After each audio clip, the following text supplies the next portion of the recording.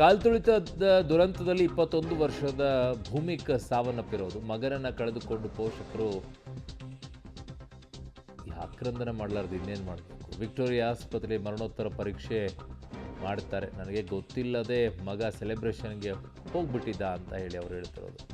ದಯವಿಟ್ಟು ನನ್ನ ಮಗನ ಶವವನ್ನು ಕೊಡಿ ಅಂತ ಅಂಗಲಾಚಿ ಕೇಳ್ಕೊಳ್ತಾ ಇದ್ದಾರೆ. ಯಾವುದೇ ಪೋಸ್ಟ್ ಮಾರ್ಟಮ್ ಬೇಡ ಅಂತ ತಂದೆ ಅಳಲು ತೋಡಿಕೊಳ್ತಾ ಇದ್ದಾರೆ. ಕೊಡ್ಬೋದು, ಅಲ್ಲಿ ಏನು ಸಮಸ್ಯೆ ಇಲ್ಲ, ಯಾಕಂದರೆ ಕಾಲು ತುಳಿತಕ್ಕೆ ಸಾವನ್ನಪ್ಪಿರೋದಲ್ವ, ಪೋಸ್ಟ್ ಮಾರ್ಟಮ್ ಮಾಡಲೇಬೇಕು ಅಂತೇನಿಲ್ಲ. ಕೊಡಿ ಪಾಪ. ನಿಮ್ಮ ಒಂದು ಧೋರಣೆಯಿಂದ, ನಿಮ್ಮ ಒಂದು ಅಜಾಗರೂಕತೆಯಿಂದ ನನ್ನ ಮಗನ ಇವತ್ತು ಬಲಿ ತಗೊಂಡಿದ್ದೀರಾ. ದಯವಿಟ್ಟು ಅವನು ಕರ್ಕೊಂಡು ಹೋಗಕ್ಕೆ ವ್ಯವಸ್ಥೆ ಮಾಡಿಕೊಡಿ. ಆಗೋಗ್ಬಿಟ್ಟಿದೆ. ಇವ್ರು ನಾಳೆ ಕಳಿಸ್ತೀವಿ ಅಂತಾರೆ. ಅದೇ ಸರ್ಕಾರ ಇವಾಗ ಚೀಫ್ ಮಿನಿಸ್ಟರ್ ಬಂದಿದ್ರು, ಹೋಮ್ ಮಿನಿಸ್ಟರ್ ಬಂದಿದ್ರು, ಅವ್ರು ಹೋದ್ರು. ನಾವು ಒಬ್ಬೊಬ್ರು ಸಾಕೊಂಡಿರ್ತೀವಿ. ನನ್ನ ಮಗನ ಕರ್ಕೊಂಡು ಹೋಗ್ತೀನಿ, ನನಗೆ ಕಳಿಸ್ಕೊಡಿ ಸರ್. ಇವತ್ತೇ ಬೇಕು, ಇವತ್ತೇ ಕರ್ಕೊಂಡು ಹೋಗ್ತೀನಿ ನಾನು.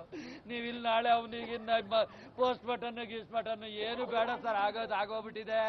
ನನ್ನ ಮಗನ ಕಳಿಸ್ಕೊಡಿ ದಯವಿಟ್ಟು. ಅದೊಂದು ರಿಕ್ವೆಸ್ಟ್ ಮಾಡ್ಕೊಂತೀನಿ. ನೀವು ಇಲ್ಲಿಟ್ಟು ಅವನ್ನಲ್ಲಿ ಮಲಗಿಸಿ ನನ್ನನ್ನು ಇಲ್ಲಾಗಿ ನಾವು 1 ಅವರ್ ಬಿಟ್ಟು ಅವನು ಇರ್ತಿರ್ಲಿಲ್ಲ. ಒಬ್ಬ ಮಗನ ಸಾಕೊಂಡಿದ್ದೀನಿ. 22 ವರ್ಷ ಅವನಿಗೆ ತುತ್ತು ಕೊಟ್ಟು ಸಾಕಿ ಇವತ್ತು ನಿಮ್ಮ ಒಂದು ಧೋರಣೆಯಿಂದ ಇಲ್ಲಿ ಬೀದಿನಲ್ಲಿ ಹೆಣ ಆಗಕ್ಕೆ ಮಾಡ್ಬಿಟ್ಟೆ.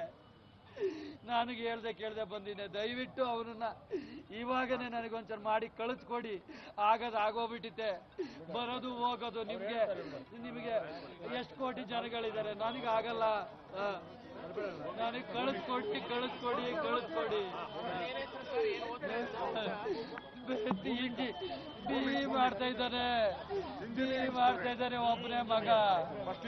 ಫಸ್ಟ್ ಇಯರ್ ಆಗಿ 2ನೇ ಸೆಕೆಂಡ್ ಇಯರ್